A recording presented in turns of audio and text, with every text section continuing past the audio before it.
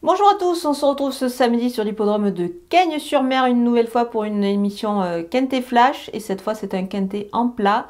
C'est dans le prix de la promenade de la plage, prix des Bouches-du-Rhône, une épreuve qui est réservée aux chevaux âgés de 5 ans et plus, un handicap qui est assez intéressant avec 16 partants au départ. Sur la distance de 2000 mètres, c'est la PSF. C'est un lot avec des chevaux bien connus à ce niveau de la compétition. Je pense qu'on peut se baser sur une course référence et on va pouvoir s'appuyer justement sur ces concurrents-là. Mais on va voir tout ça avec mon analyse.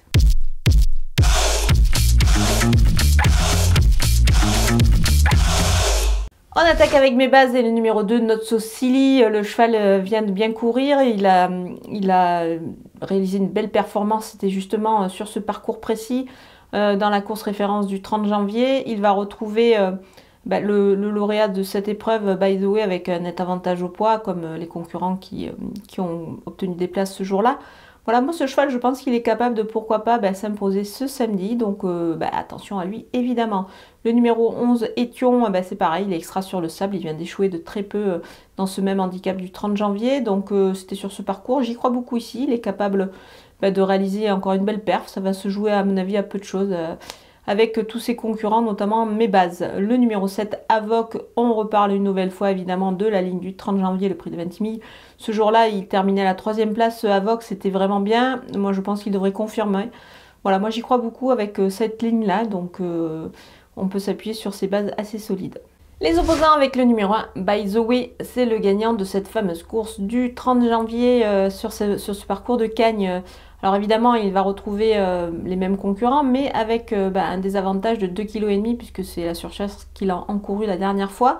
Malgré tout, je pense qu'il demeure compétitif ce cheval-là. Il sera, à mon avis, dans le coup une nouvelle fois. Le numéro 3, Bellara, elle est régulière dans cette catégorie, et je pense qu'elle aussi devrait pouvoir confirmer à ce niveau de la compétition, même si elle a été pénalisée de 2,5 kg lors de sa récente victoire. Le seul bémol, c'est pour cette raison que je l'ai peut-être glissé un petit peu plus bas dans ma sélection, c'est qu'elle a tiré le 15 à la corde.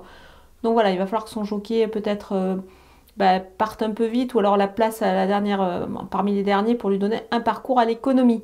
Le numéro 4, My Champion Prince, il avait besoin de courir lors de sa rentrée, c'était au tout début du meeting de Cagnes. Là, je pense qu'avec une course dans les jambes, le cheval devrait pouvoir montrer sa meilleure valeur, donc je m'en méfie ici. Il devrait pouvoir rivaliser pour les places. Le numéro 16, Into Face, il n'a pas mal couru dans le handicap du 30 janvier, justement, c'est cette fameuse course. Il terminait à la 6e place, c'était pas mal, donc pourquoi pas, il faut quand même le surveiller de près avec un bon parcours, il peut améliorer son classement. Mon coup de poker, c'est le numéro 9, Sir Sparkalotte. Son entraîneur aurait pu le courir lors du précédent quintet sur le sable, c'était 1600 mètres. Il était engagé ce jour-là. Finalement, il a préféré attendre et opter pour cet engagement-là sur 2000 mètres. Le cheval me paraît au mieux. Il devrait pouvoir réaliser une belle performance. Et pourquoi pas venir embrouiller un petit peu cette fameuse ligne du 30 janvier et se glisser dans la bonne combinaison. On peut pourquoi pas également le tenter en The Show, c'est-à-dire trouver le deuxième de la course. Pour cela, il faut vous rendre sur le site theturf.fr, vous ouvrez un compte. Vous utilisez le code promo FlashTurf qui défile en bas de votre écran pour bénéficier des 250 € de bienvenue. On poursuit avec les outsiders et le numéro 5, Ridwan. Ridwan, finalement, le sable, ça lui plaît finalement, on pensait que non. Il a bien couru la fois d'avant, il a encore couru, c'était pas si mal dans un quintet plus. Moi là, je pense qu'il est capable encore de faire une bonne performance et de, pourquoi pas, accrocher une place en cas de défaillance des favoris.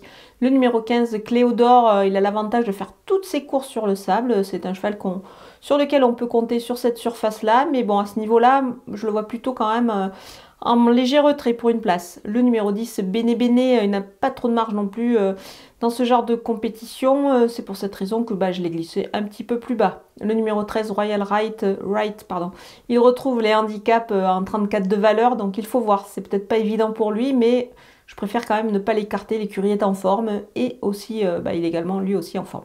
Le numéro 14, Edited, certainement mieux à mon avis en deuxième épreuve, mais attention, la forme est là, donc il faut quand même s'en méfier. Moi, je préfère ne pas l'écarter trop activement ici. Le numéro 12, Namasté, je le préfère sur des distances un petit peu plus longues.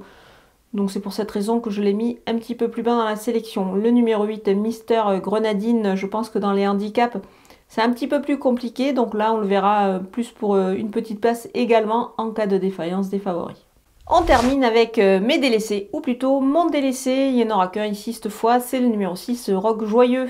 Son poids est en baisse, mais pour cette rentrée, je pense que ça sera un petit peu compliqué ici. Il y a quand même beaucoup de prétendants dans cette épreuve, la course est ouverte. Donc je vais m'en passer, voilà, on a passé en revue tous les partants de ce Quintet Plus de Cagnes. Je vous laisse avec ma sélection et mes conseils de jeu.